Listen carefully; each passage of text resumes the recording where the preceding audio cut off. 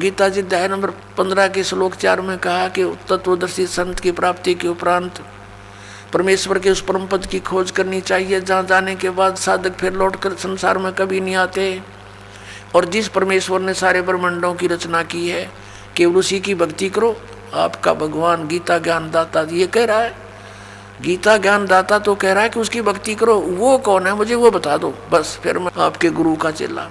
अब धर्मदास की तो आंखें फूल गई, सब भूल गया, कोई जवाब नहीं, बेबाक हो गया, गूंगा और बहरा हो गया, सुन्न हो गया काफी देर तक। यूं क्या कही भाई, सच्चाई बिल्कुल सारी।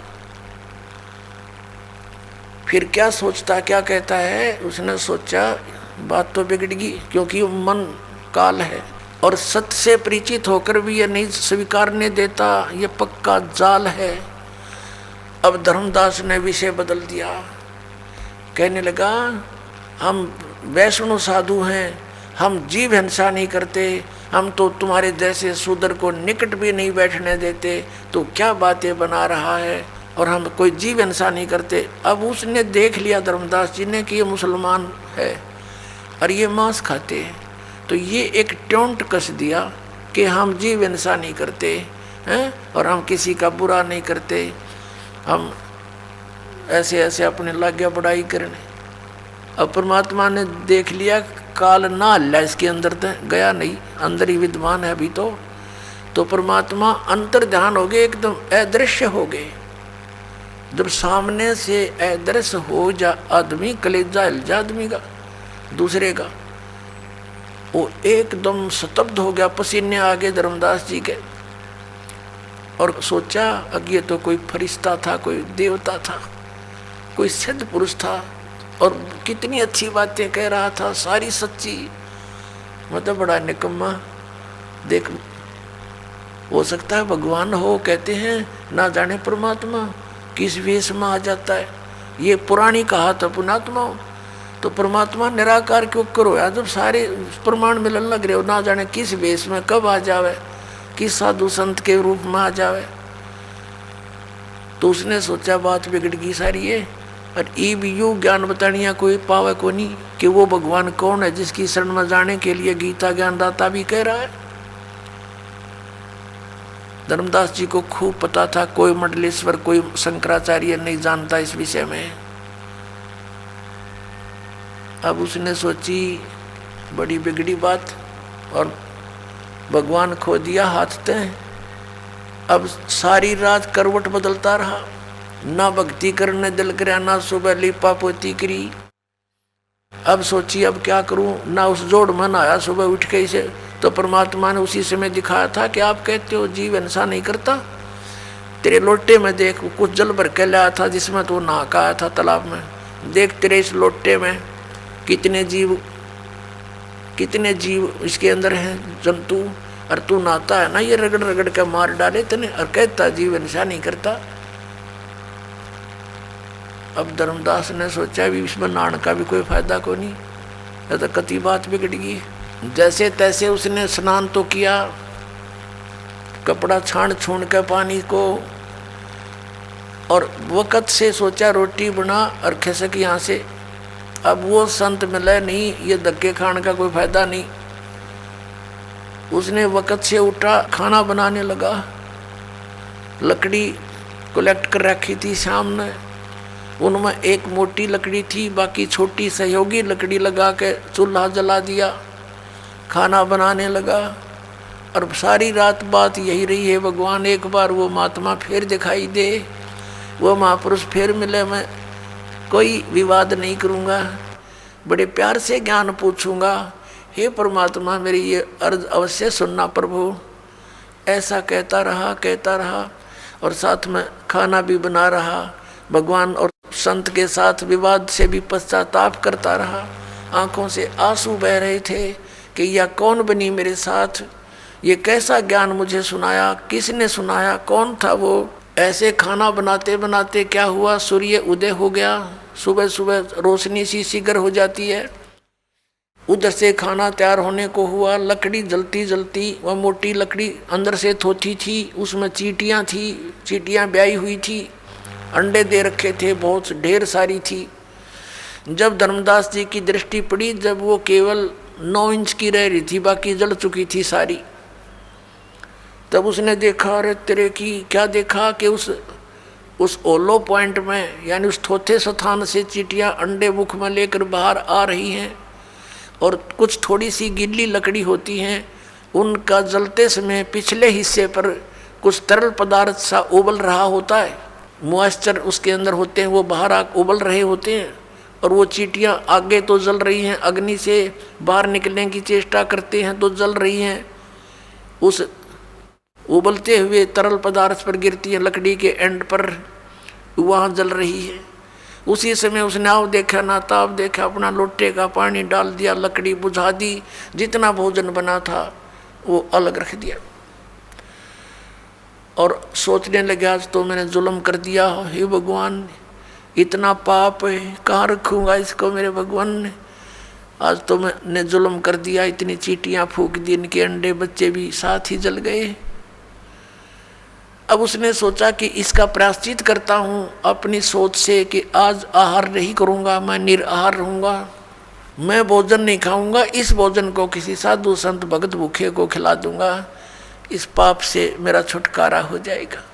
इस उद्देश्य से लेकर के पूरा सामान रख के, भोजन थाली ढक के, और चल पड़ा संत की तलाश में। कहते सो छल छिद्र मैं करूँ परमात्मा, कहते कबीर जी अपने जन के काज है। और वहाँ बैठ के साधु संत रूप बना के, जिसको संत मानते थे हम, लाल कपड़े हों या तो दाढ़ी बड़ी हो या कति मुंड मुंडा रखा हो, गल में माला हो, तिलक लगा रखी हो, उनको हम संत मानते थे। उसी रूप में हिंदू वाले साधु संत रूप में एक वृक्ष के नीचे बैठ के धर्मदास की नज़र गई। धर्मदास जी ने जाकर के देखा महात्मा बैठे हैं, नहीं पहचान सके क्योंकि रूपांतर था। आगे रख दिया उसके सामने, आहार रख के कहा भगवान ए महाराज भोजन पालो, भूख लगी होगी। परमात्मा ने कहा हाँ भाई धर्मदास जी भूख लगी है, रख दो। अब उसने देखा धर्मदास तेरा नाम बोला, तो उसने सोचा कि मैं भंडारे करता रहता हूँ, ये महात्मा आते ही रहते होंगे, मुझे जानते होंगे। कहा भोजन खाओ महाराज। परमात्मा ने क्या किया, एक लोटा रखा था जल का अपने पास, उससे थोड़ा जल लिया और थाली में रखे भोजन पर मंत्र बोलकर छिड़क दिया। एक मंत्र सा बुदबुदाया। कुछ ही देर में क्या देखा कि सारे भोजन की चींटी बन गई और काली थाली होगी, चींटियों से अंडे मुंह में लेकर थाली से बाहर निकलने का प्रयत्न कर रही है। तब परमात्मा उसी जिंदा वाले महात्मा के रूप में विराजमान हुए, वही रूप बना लिया और कहा अरे अन्यायी, आप कह रहे थे कि मैं जीव हिंसा नहीं करता, तेरे से तो कसाई भी अच्छा, और ये पाप का भोजन तो मुझे खिलाने लाया था। जब धर्मदास जी ने देखा कि तो वही महात्मा है, चरणों में पड़ गया, पैर पकड़ लिए, रोए बुरी तरह कि महाराज माफ़ करो मुझ पापी अपराधी को, मुझसे कल बहुत बड़ी भूल हुई, भगवान मुझे कुछ और ज्ञान सुनाओ। तब परमात्मा ने उसको ज्ञान सुनाया, सृष्टि रचना सुनाई। अब फिर वागी बात वहीं ब्रह्मा विष्णु महेश पे कि ये अजर अमर नहीं है, इनकी जन्म मृत्यु होती है। तो धर्मदास जी ने फिर दोबारा एक बार फिर थोड़ी सी मन में दोष पैदा कर लिया और कहा महात्मा जी देखो, आपकी बातों को मैं स्वीकार कर रहा हूँ, लेकिन श्री राम कृष्ण से ऊपर मेरी आत्मा स्वीकार नहीं करती कि इनसे ऊपर भी कोई परमात्मा हो सकता है। भगवान ने सोचा काल तो अभी भी पंजे गाड़े बैठा है इसके अंदर और निकला नहीं। परमात्मा फिर अंतर्ध्यान हो गए, सारी कथा सुन के सारा ज्ञान सुना दिया, आत्मा मान रही है, लेकिन ये पुराना रंग हृदय से उतरता नहीं, और यही हमारा शत्रु है। अब धर्मदास जी ने देखा कि तो फिर अब तो कभी नहीं मिलेगा, मैंने तो जुल्म कर दिया। अब वह गलती बढ़ने के बाद उसको पश्चाताप बहुत हुआ, रोता रहा, रोने लगा बुरी तरह।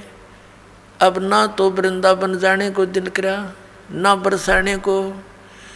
अब सोचा कि चल वापस घर को चलते हैं, अब ये तो धक्के खाने हैं इन धर्म स्थानों पर, यहाँ कोई लाभ नहीं, पुण्य है नहीं, पाप निरा। तो परमात्मा ने उस दिन उसको बहुत कुछ समझाया था कि बांधवगढ़ से चलकर आए हो धर्मदास कां जी, और मथुरा तक आने में कितने पाप कर दिए तूने, कितनी दूरी है मथुरा से बांधवगढ़ की। धर्मदास जी ने कहा कि लगभग 250 कोस, लगभग 600-700 किलोमीटर। तो वहाँ से यहाँ तक आने में कितने जीव मारे आपने, पैदल आए हो कहाँ जी। तो वो आपके बैड अकाउंट में लिख दिए गए। और पुण्य एक भी कोई ना इस दौड़ में नहाने का, इस तालाब में नहाने का। इसमें पहले मछली कछुए कितने पड़े हैं, ये मोक्ष नहीं हो जाते तेरे आने तो पहले भी इसके अंदर स्नान कर रही है तो बोली आत्मा।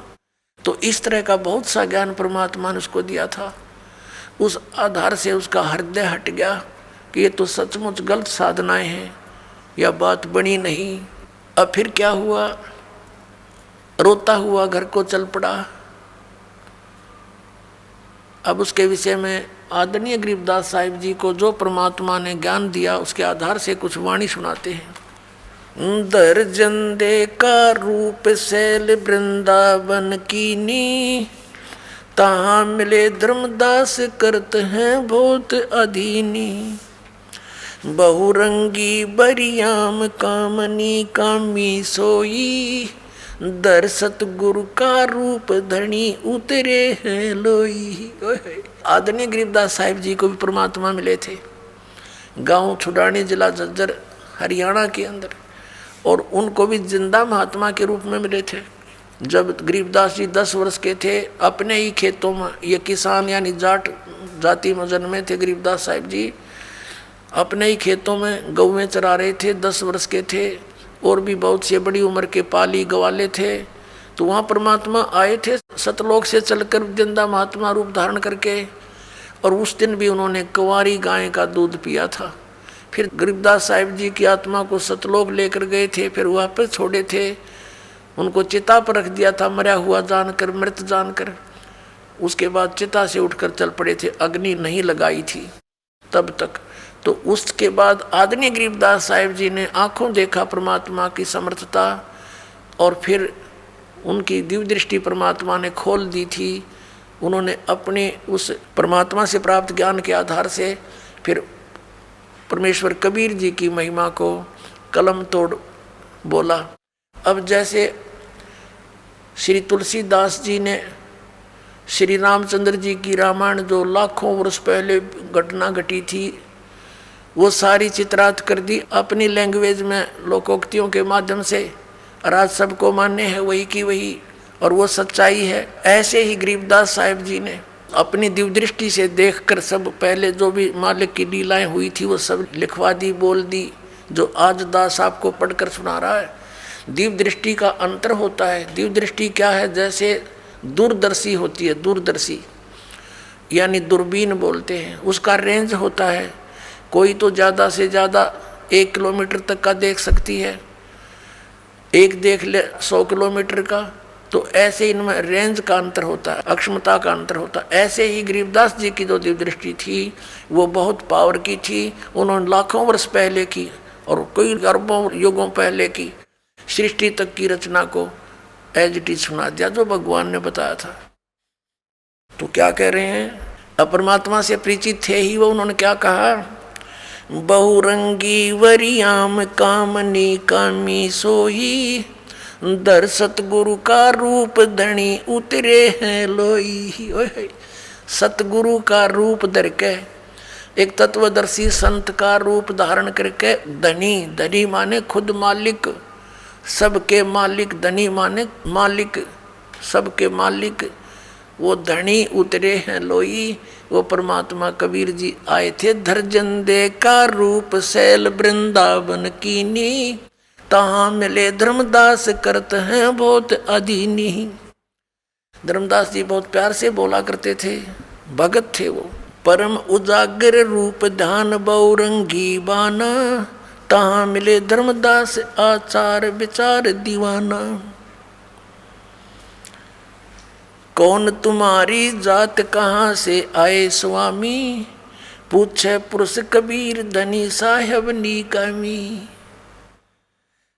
अब परमात्मा ने देखो पुण्यात्माओं, वो हमारे मालिक हमारे लिए कितने भटक रहे हैं, दुख पा रहे हैं, हमें अपनी शरण में लेकर के सुख देने के लिए, सतलोक ले जाने के लिए, आपका सर्व संकट नाश करने के लिए आपके निकट आना चाहते हैं, लेकिन हमने ज्ञान गलत ग्रहण कर रखा है, जिस कारण से हम भगवान को पहचान नहीं पाते। परमात्मा ने आकर क्या कहा, कौन तुम्हारी जात कहाँ से आए स्वामी। धर्मदास जी को, उस जीव को, 2 कौड़ी के जीव को वो परमेश्वर आकर कहता है, कहाँ से आए स्वामी। हे स्वामी जी, स्वामी का अर्थ क्या होता, मालिक। ए स्वामी जी, हे मालिक, कहाँ से आए आप। और जब उसने सीधा बोला तो वो सुने नहीं, क्योंकि उसमें तो काल भरा था पूरा।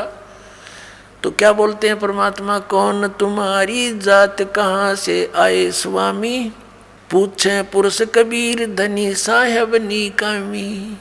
पूछे धनी कबीर साहेब नीकामी, उसका कोई स्वार्थ नहीं, फिर भी हमारे लिए भटकते रहते हैं। अब धर्मदास जी बताते हैं, हम वैष्णो बैरागी धर्म में सदा रहा ही, सुधर न बैठे संग कल्प ऐसी मन माही। सुन जिंदा मम ज्ञाने को अधिक आचार विचार, अमरी करनी जो करे उतरे भवजल पार।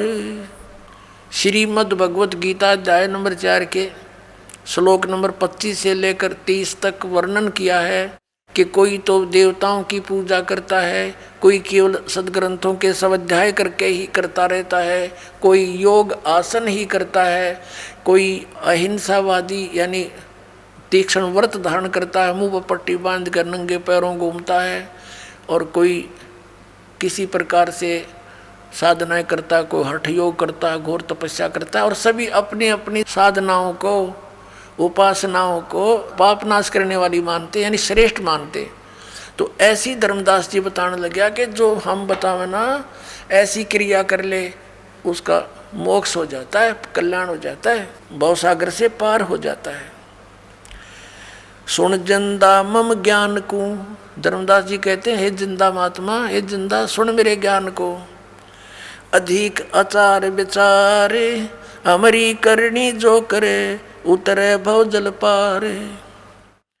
बोले धनी कबीर सुनो वैष्णो बैरागी, कौन तुम्हारा नाम गाम कहिए बड़भागी।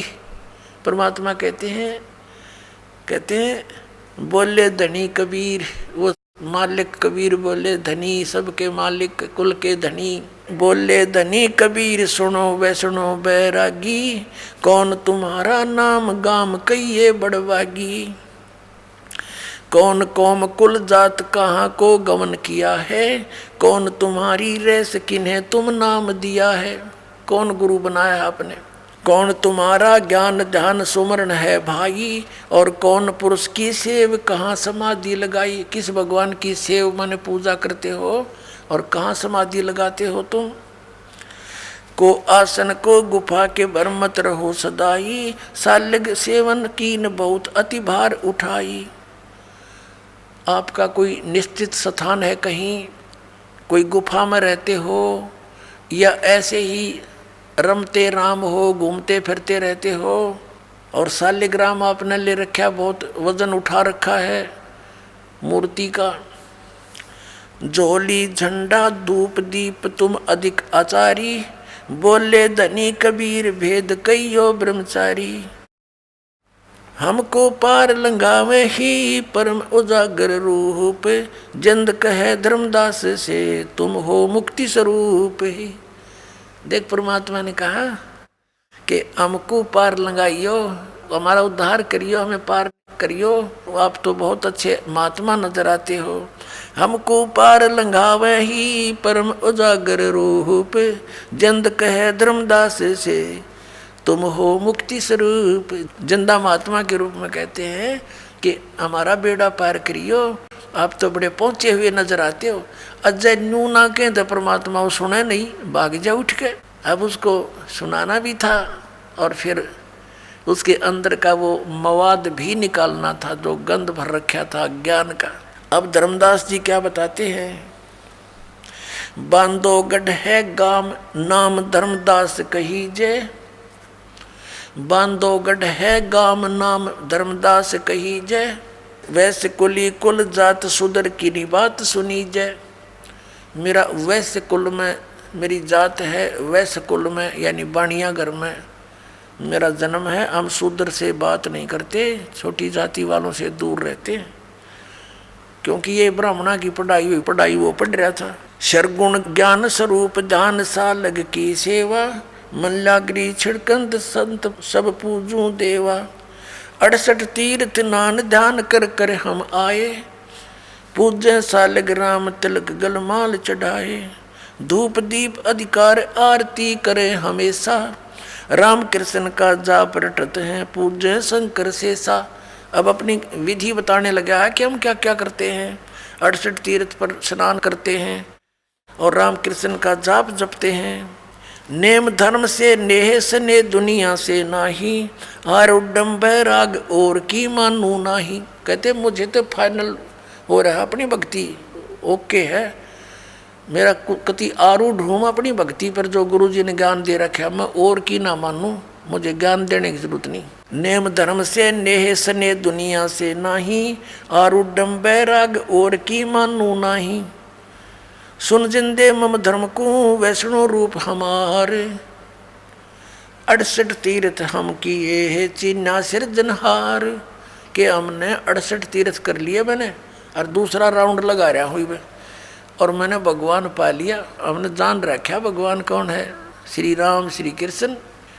बोले जिंद बैन कहाँ से सालग आए। को 68 का दाम मुझे तत्काल बतावे। राम कृष्ण कोटों गए, कबीर साहब ने बताया। राम कृष्ण करोड़ों मर गए और धनी एक का एक। जिंद कहे धर्मदास से ये बूझो ज्ञान विवेक। अब ये तेरे राम कृष्ण करोड़ों मर लिए और वो धनी एक का एक, अगर जरा सा भी विवेक रखता है तो उस ज्ञान को बूझ मेरे तय। अनंत कोट ब्रह्मांड रचित सब तज रहे नियारे। जिंद कहे धर्मदास से जाका करो विचारे। अनंत कोट ब्रह्मांडों की रचना करके इनसे अलग सतलोक में विराजमान है, उसका विचार कर। बोलत है धर्मदास सुनो जिंदे मम बाणी। कौन तुम्हारी जात कहाँ से आए प्राणी। अब देखो अपने पिता के साथ विवाद कर रहा है वो बोली आत्मा, हम ऐसे गिर गए अज्ञान युक्त होकर। अब परमात्मा तो उसको स्वामी जी कह रहे हैं, और वो स्वामी जी बना बैठा 2 कौड़ी का जीव, और क्या कहता है तुम कहाँ से आए प्राणी। हे जीव तू कहाँ से आया, धर्मदास जी कह रहे भगवान को। बोलत है धर्मदास सुनो जिंदे मम बाणी।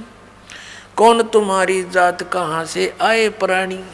अब धर्मदास जी कह रहे हैं सरगुण सेवा सारे है। सेवा माने पूजा, सरगुण जैसे मूर्ति पूजा करते हैं भगवान की बना करके। सरगुण सेवा सारे है निर्गुण से नहीं नेहे। सुन जिंदा जगदीश तू हम शिक्षा क्या दे। अब परमात्मा क्या कहते हैं, बोले जिंद कबीर सुनो बाणी धर्मदासा। हम खालक हम खलक ये सब हमरा प्रकाशा। हम खालक रचने वाले, हम खालक और ये खलक सब हमारा बना हुआ है। मैं पूर्ण परमात्मा हूँ। हमसे चंद्र सूर, हमसे ही पानी और पवना। हमसे धरणी आकाश रहे हम 14 भवना। हम रचे सब पाषाण नदी ये सब खेल हमारा। अचराचर बहु खान बनी बहुविध 18 बहारा। हम सृष्टि संजोग वियोग विजोग किया बहु भांति। हम ही आद अनंत हम हैं अवगत के नाती। हम ही माया मूल हम ही हैं ब्रह्म उजागर। हम ही अदर बस हैं हम ही हैं सुख के सागर। अब भगवान ने सारा भेद खोल दिया, पर हम तो बाल बुद्धि के हो गए अज्ञान ग्रहण करके।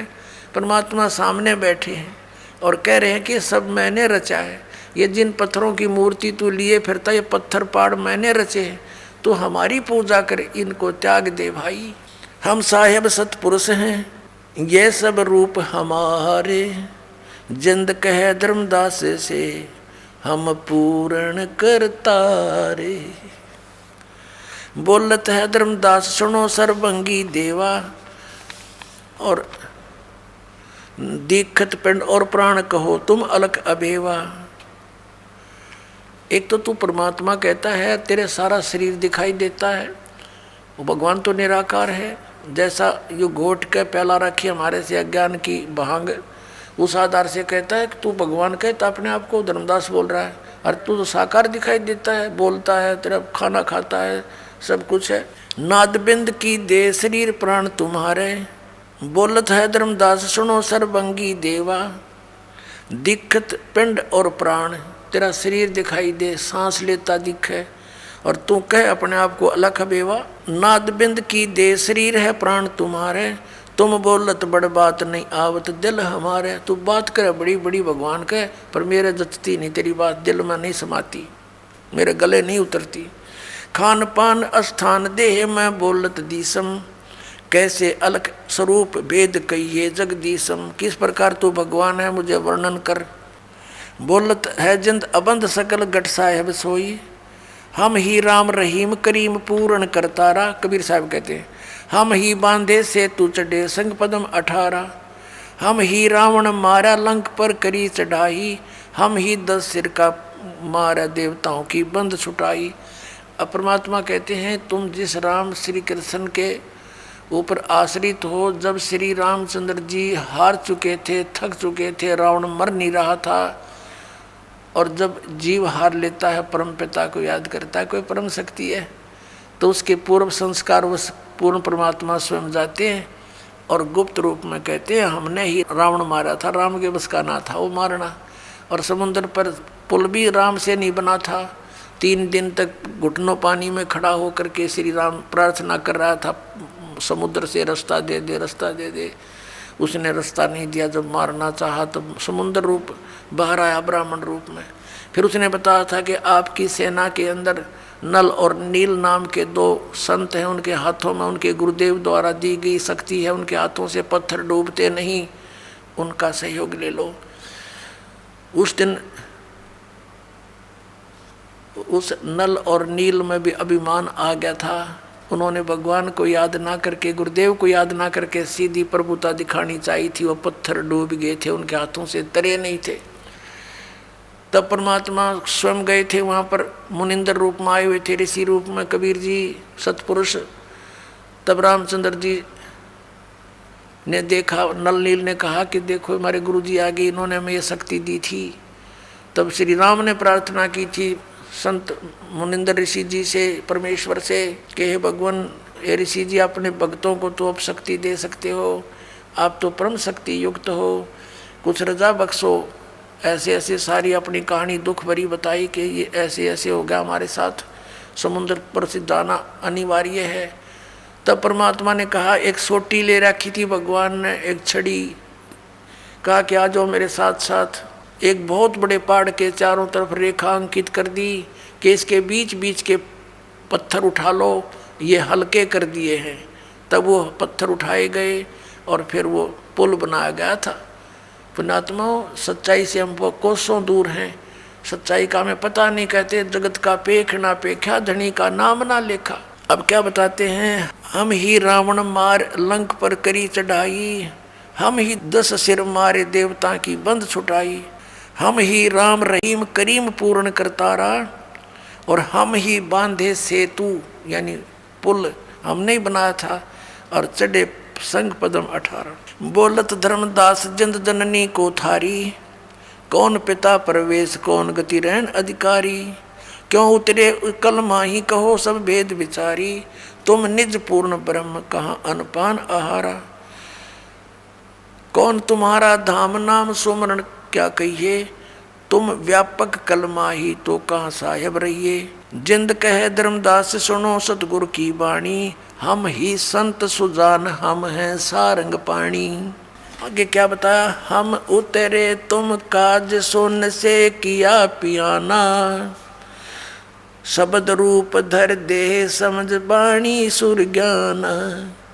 अब परमात्मा वही बात बोल रहे हैं जो वेद बता रहे हैं कि हम उतरे तुम काज, तुम्हारे लिए, तेरे लिए उतरा पुण्यात्माओं समझाने के लिए, और सुन से उस सतलोक से जहाँ और कोई नहीं परमात्मा रहते हैं, उस आसपास जो शून्य स्थान से पार, वहाँ से यानी सतलोक से किया पियाना, वहाँ से प्रस्थान करके आया हूँ मैं सतलोक से तुम्हारे कारण।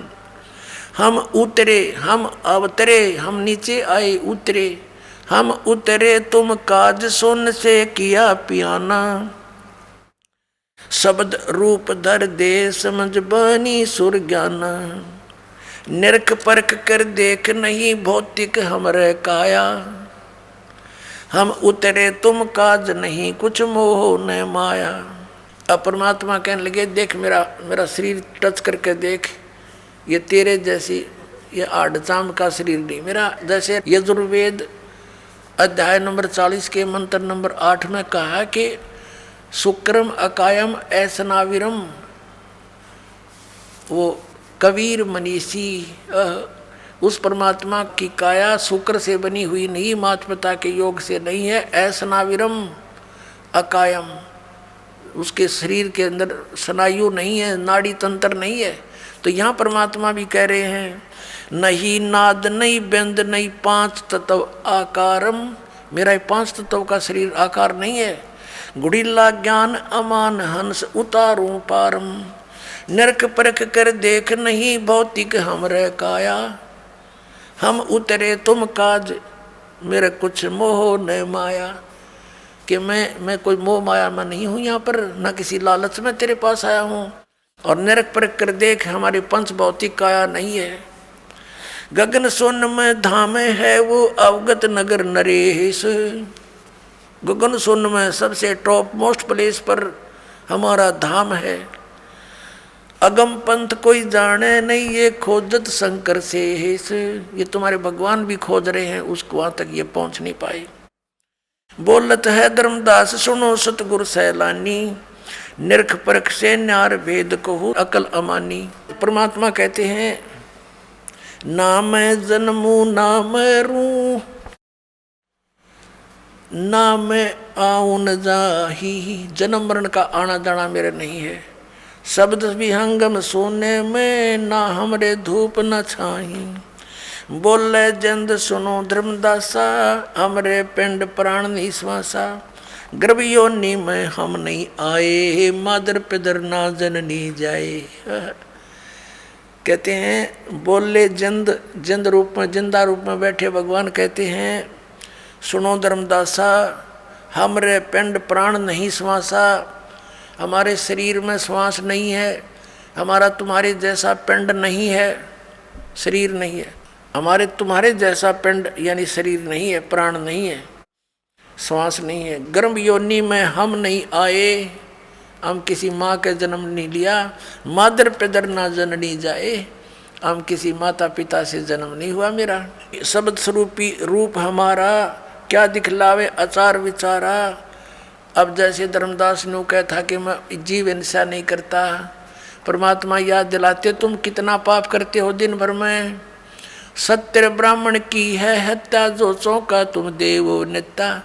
जो तुम चौका देते हो, लीपते हो जितने पोर्शन को और वहाँ खाना बनाते हो, इसमें इतने जीव हिंसा हो जाती है सूक्ष्म प्राणी।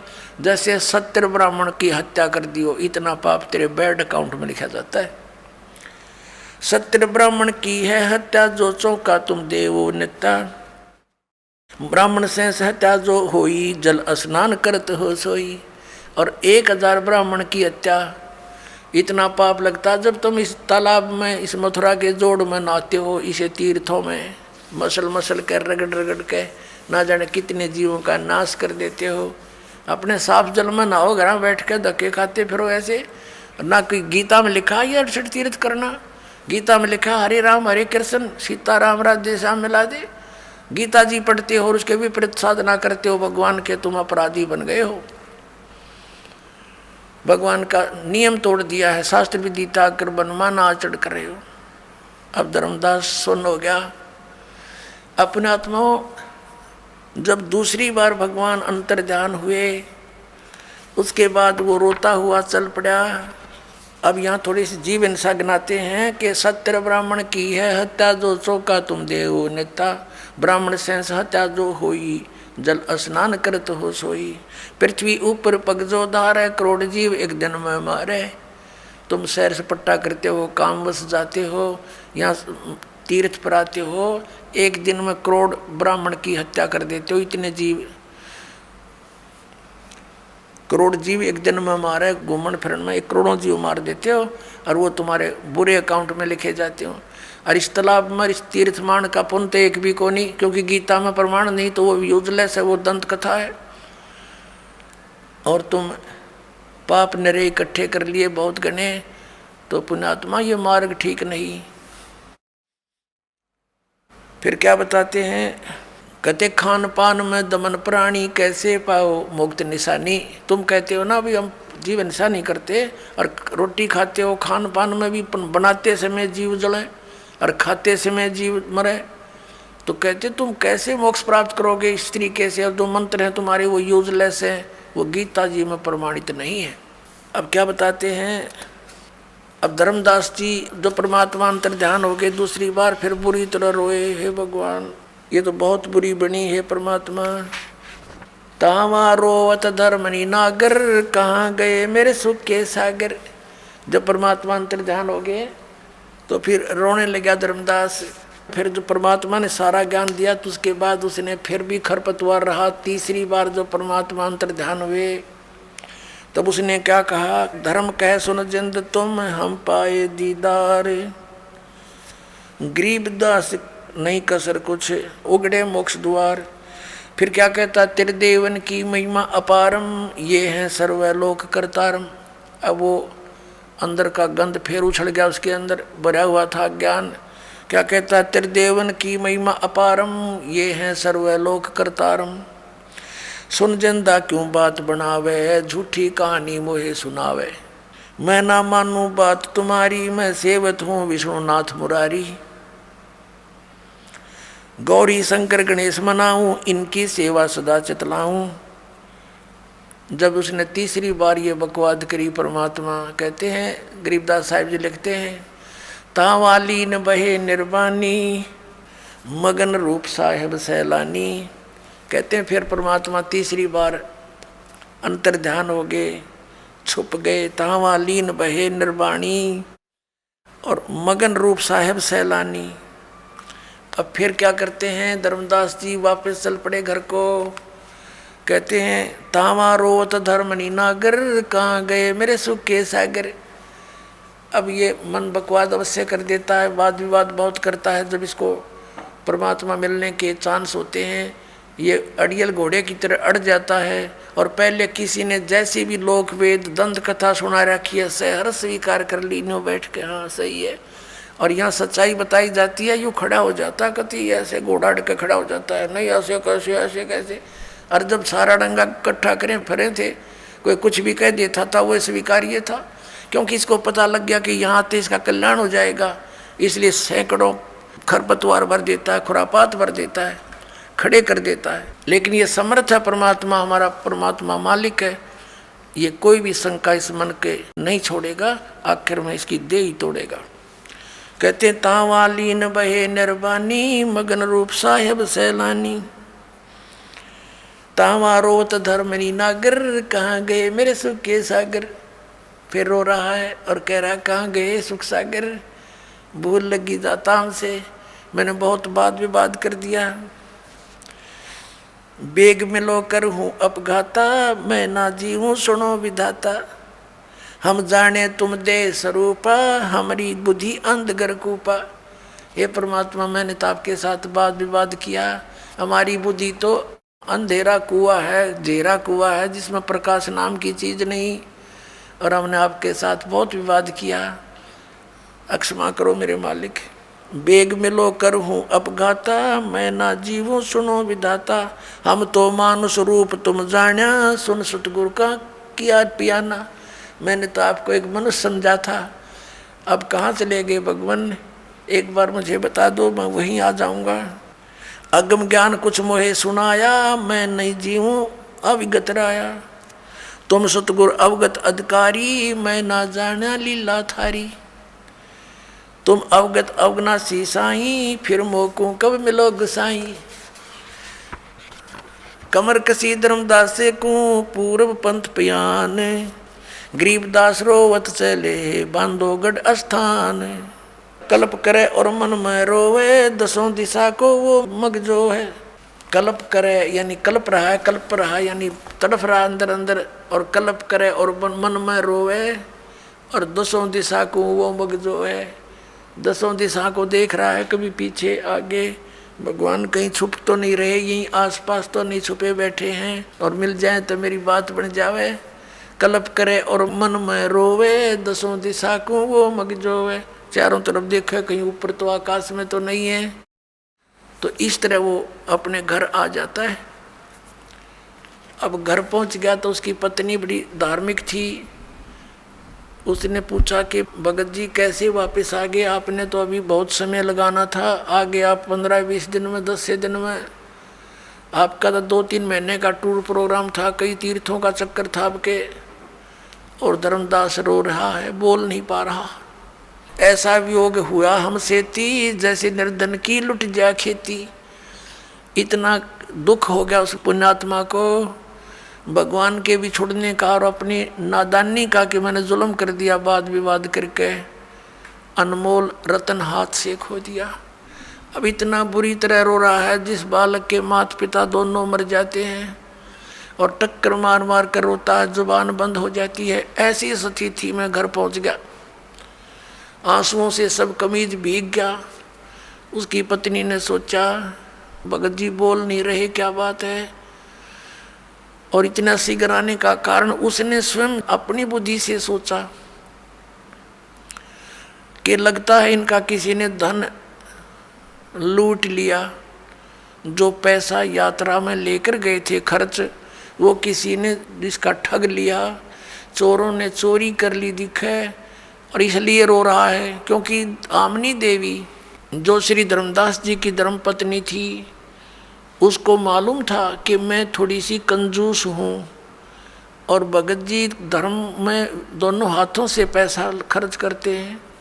तो आमनी देवी कई बार टोक दिया करती थी कि धर्म हिसाब का किया करो भगत, बच्चे भी पालने हैं। जबकि धन की कोई कमी नहीं थी उनका, एक नेचर हो जाती है हमारी। तो उस आधार से उसने सोचा कि कहीं भगत जी इसलिए रो रहा हो कि मैं ही टोका टाकी करूँगी, इसने नाटूंगी कि और पैसा ना ले जा, बतेरे हो गए तेरे धर्म कर्म, तो इसलिए रो रहा हो, कहीं मेरा काम अधूरा रह गया और यही बना नकुर करेगी, मानने को नहीं। तो उसने कहा हे भगत जी, आपका किसी ने धन लूट लिया, कोई बात नहीं, आप कितना धन ले जियो, मैं मना नहीं करूं कति आपको, मेरे कारण दुख ना पाओ। और भगवान ने कोई कमी छोड़ रखी, तुम्हारे इतना धन दे रखा, और ले जाइयो धन, अपना काम पूरा करके आओ। अब वो रोता रहा और उसकी सुनता भी रहा बहुत बुरी तरह। काफ़ी देर में जाके उसका हिचकी बंद हुई, धीरे धीरे रोता हुआ कहने लगा कि आमनी, यदि ये भौतिक धन मेरा नाश हो जाता मुझे कोई दुख नहीं था,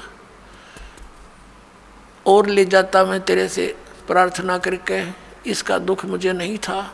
मेरे से आज ऐसा धन हाथ से चला गया, अब शायद मुझे वो मिले नहीं। मैं इतना नीच हूँ, और मैंने ऐसे ऐसे उस महापुरुष के साथ ऐसी जलालत कर दी, और तीसरी बार उसके साथ मैंने विवाद करके हाथों से खो दिया। अब वो मिला निर्मय जीव नहीं। फिर उसने से धीरे धीरे जब शांत सा दिल हुआ, आमनी जी को सारी पिछली जो घटना थी सारी सुना दी। आमनी ने कहा कि आप तो बुद्धिमान व्यक्ति थे, और लाला जी तो बिजनेस में माहिर होते हैं, आप इस सौदे को कैसे चूक गए। रामकृष्ण से कौन सी अपनी रिश्तेदारी थी, ज्ञान उन्होंने से सुना था ये भगवान है, तीन को मानने लायक गए थे। हमने तो भगवान चाहिए था, और आपने विवाद नहीं करना चाहिए था। जब ऐसी कथा सुना रहे हो, प्रमाण बता रहे हो, और गीता में हम रोज पढ़ते हैं, वो बता रहे थे कि वो भगवान तो कोई और है, गीता बोलने वाला स्वयं कह रहा है, फिर भी आपकी आंखें ना खुली। तो धर्मदास कहता है कि जिंदगी में पहली बार आर का सौदा करके आया हूँ मैं, आज तक मैं हारा नहीं था, घाटे का बिजनेस किया नहीं था हमने, इसलिए रो रहा हूँ, मैं जालिम व्यक्ति हूँ। उस परमात्मा का क्या स्वार्थ था अब रो रहा हूँ। उस समय मेरे दिन अभिमान भरा था, मैं महात्मा बन गया, ये महात्मा अपना ले डूबा, मुझे ले डूबा। अब 6 महीने बीत गए, डेली रोए और बाहर बैठ जा दरवाजे पर ऐसे जैसे बेलनी ने श्री राम की जो है बाट जोई थी ऐसे देखे। और कहीं वो महात्मा कोई भी नजर आ जा भाग्य जाओ नो, और नज़दीक से जाके देखे ना वो तो कोई ना, फिर बुरी तरह रोए। खाना पीना छूट गया, कति कमजोर शरीर हो गया। आसपास जहाँ भी कोई साधु संत का जिक्र सुने, जंगल में आसपास नगर के कहीं आकर बैठ जाते थे संत जन, वहाँ जाता उनसे बात करता। एक दिन पता चला बहुत अच्छे महात्मा आए हैं, बड़ा ज्ञान प्रचार कर रहे हैं, बनी में बैठे हैं वहाँ ऐसे ऐसे तालाब के ऊपर। वहाँ गए, प्रणाम किया, उन्हें देखा हो सकता है रूप बदल कर आगे हों।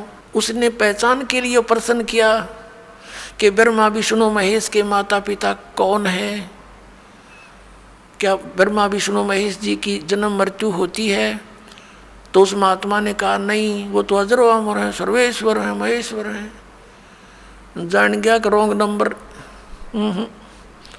ने बोला कि ये तो कौन रॉन्ग नंबर है, तो कि वो बोली बोला जो हम पहले गुण गाया करते सुनते थे। उठ के आ गया, फिर रोया खूब। एक दिन परमात्मा ने प्रेरणा करी उसकी पत्नी के अंदर। आमनी ने पूछा कि एक बात बता, ऐसे तो आप रो रो कर मर जाओगे, कोई बात चली हो आपकी चर्चा में, उन्होंने कुछ हिंट दिया हो, वो कैसे मिलेंगे, फिर कहाँ मिलते हैं, कहाँ रहते हैं? धर्मदास जी को याद आई कि हमारी चर्चा में उन्होंने ये जरूर कहा था कि जहाँ भी धर्म भंडारे होते हैं वहाँ मैं जाता हूँ, धार्मिक जो भंडारे किए जाते हैं वहाँ मैं अवश्य जाता हूँ, और कोई भगत संत मिल जाता उसको समझाता हूँ। तो आमनी ने कहा आप भंडारा ही कर लो, इसी तरह आ जाए मत। उसने खुशी हुई, कहाँ ठीक है। 3 दिन का भंडारा रख दिया, सब जगह निमंत्रण भेज दिया। अब सभी आ रहे हैं, साधु संत भोजन खा रहे हैं, जा रहे हैं, वो देख रहा है। साधु वो तो ना आए महात्मा थे। 3रा दिन हो गया, आफ्टरनून होगी 3रे दिन की, बाद दोपहर, और मन में संकल्प कर लिया कि परमात्मा यदि आज नहीं आए ना, आपका दास नहीं रहेगा संसार में। कति फाइनल कर लिया उसने, एक औपचारिकता नहीं, कति हृदय में दर्द होगी कि आज नहीं आए तो मैं आत्महत्या करूंगा, फाइनल फैसला करके। और देख रहा है ऐसे ऐसे साधु संत तकरीबन सब खाकर चले गए, 10-20 भक्त शेष रहे थे संत, और धर्मदास बहुत मायूस हो गए थे। उसी समय उसकी दृष्टि पड़ी, 100 फुट की दूरी पर एक वृक्ष कदम का पेड़ था, उसके नीचे वही परमात्मा विराजमान थे, जिंदा महात्मा के रूप में। धर्मदास दौड़ कर गए, भाग कर, अरनू देखा ध्यान तक, हो ये तो वही आगे। अरे ऐसे सीने का लपट गए कतीनों, अगदा से अब निकल ना जा मेरे हाथ में। अरनू रो, आँखों में पानी पड़े, हे भगवान माफ़ कर दियो पापी को, बड़ी गलती हुई मेरे से। हे भगवान कभी जिंदगी में गलती नहीं करूँगा, कोई बात विवाद नहीं करूँगा, जो आप कहोगे वही करूँगा। तो परमात्मा ने कहा कि इनको मेरा भेद ना बताना और इनको चलते कर दे। परमात्मा ने ये मालूम था कि ये आगे ना ये वाद विवाद करने लग जाएंगे सारे साधु संत, और इसने बेचला लेंगे बेचारे ना, फिर इसको ब्रह्म बांट देंगे, मुश्किल है खेत समारा इसका। तो उनको फटाफट विदा कर दे। धर्मदास कह जी जाना नहीं, अक नहीं जाऊँगा, जाना ना भगवान, अक नहीं जाऊँगा, मेरा वचन है ये। तो फिर उसका दिल सा रुका, सब साधु संतों को फारिग करा, उनको दक्षिणा विक्षिणा दे गए, वो नकलियों को डिगाया, पैर पकड़ के कहा भगवान दास की कुटिया चलियो। परमात्मा तो गए उस उद्देश्य से, अंदर जाकर आमनी से अपनी पत्नी से कहा भाग्या वो धन पा गया जिसकी मुझे तलाश थी, आगे गुरुजी, आगे गुरुजी, महाराज जी आगे। अब एक बैठने के लिए आसन दिया, एक पैर धर्मदास ने पकड़ा, एक आमनी ने। आमनी देवी कहने लगी भगवान आपका बच्चा बड़ा नर्म आत्मा का है, आप जी ने इतनी कठिन परीक्षा नहीं लेनी चाहिए थी, ये तो बहुत नर्म आत्मा का, ये मर जाता मैं तो इसको सांत्वना देती रही। तो परमात्मा ने कहा बेटी मैंने इसको सजा नहीं दी, इसका लोहा गर्म कराया है।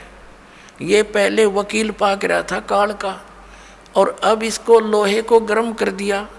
लोहे को गर्म किए बिना चोट मारने का कोई यूज नहीं, उस पर असर नहीं होता। अब इसको तड़फ डाल दी और सच्चाई से परिचित भी करा दिया। अब बेटा यूँ कति नरम हो गया, जो कहूँगा मानेगा ना, तो वकील बन गया था काल का।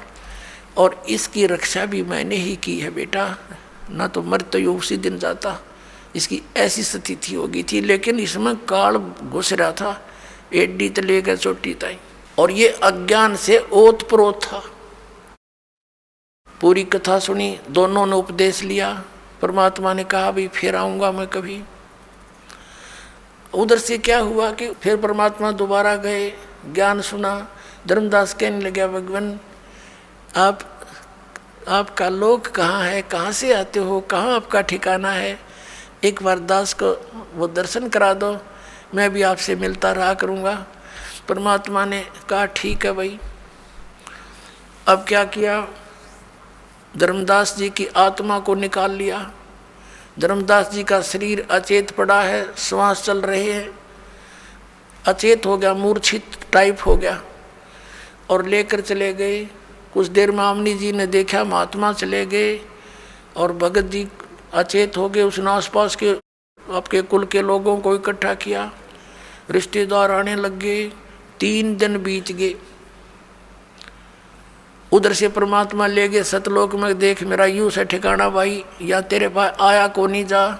जब धर्मदास जी को ऊपर लेकर गए, सब ब्रह्मांड दिखाए, ये सब ब्रह्मा विष्णु महेश के लोक दिखाए, धर्मराज का लोक दिखाया, नरक और स्वर्ग दिखाया, ब्रह्मा विष्णु महेश की स्थिति से परिचित करवाया। फिर अपने सतलोक में गए। वहाँ क्या देखा कि एक पूर्ण परमात्मा एक बहुत बड़े सिंहासन पर विराजमान है। इतना तेजों में शरीर है, करोड़ सूर्य करोड़ चंद्रमा मिला दे एक रोम में, एक बाल में, रोमकूप में समझो, इतना तेज उसका, मनुष्य दृश्य है। और नीचे से जिंदा महात्मा के रूप में परमात्मा जा रहे हैं। और वहाँ एक चौर रखा था, चौर उठाकर अपने ही दूसरे तेजों में रूप पर जिंदा वाला महात्मा शरीर से चौर करने लगे। धर्मदास जी ने सोचा भगवान तो ये है जो तख्त पर बैठा है, ये बाबा जी तो इनका नौकर होगा, सेवक है लगता है। इतनी देर में क्या हुआ, वो तेजों में शरीर उठा और उस सिंहासन पर जिंदा महात्मा में नीचे से गए हुए परमात्मा विराजमान हुए, और तेजों में शरीर वाला उस जिंदा महात्मा के शरीर पर चौर करे, नौकर की तरह, सेवक की तरह। अब धर्मदास कभी उसकी तरफ देखे, कभी नीचे देखे, उनकी तरफ देखे, ये क्या हो रहा है। इतने में तेजों में शरीर उस जिंदा महात्मा के रूप में समा गया। अकेले वो जिंदा महात्मा के रूप से जो परमात्मा नीचे से गए थे, असंख्य ब्रह्मांड के मालिक के सिंहासन पर स्वयं विराजमान थे। चंवर स्वयं चल रहा था ऑटोमेटिक। तब परमात्मा ने कहा था कि हम सतपुरुष हैं, असंख्य ब्रह्मांड के स्वामी हैं। और धर्मदास मैं काशी के अंदर बनारस के अंदर वहाँ एक धानक का काम करता हूँ, जुलाहे का, वहाँ रहता हूँ मैं, और वहीं बैठकर सारे ब्रह्मांडों को संभाल रहा हूँ मैं। एक झोंपड़ी में रहता हूँ और जुलाहे का काम करता हूँ, वहाँ भक्तों को ज्ञान देता हूँ जा कर इधर उधर। अब ये धर्मदास का जच्चा नहीं कि भगवान और धानक दुल्हा हो सकता है।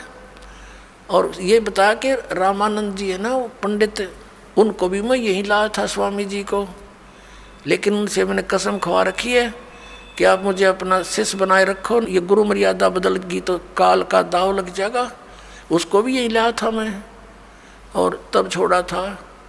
ऐसे ही परमात्मा ने उसको बताया। 3 दिन वहाँ हाहाकार मच की, वैद्य बुलाए, झाड़ फूक करने वाले बुलाए, यानी धर्मदास जी किसी तरह होश में आ जावे, वैद्य बुलाए, डॉक्टर बुलाए, सब फेल रहे।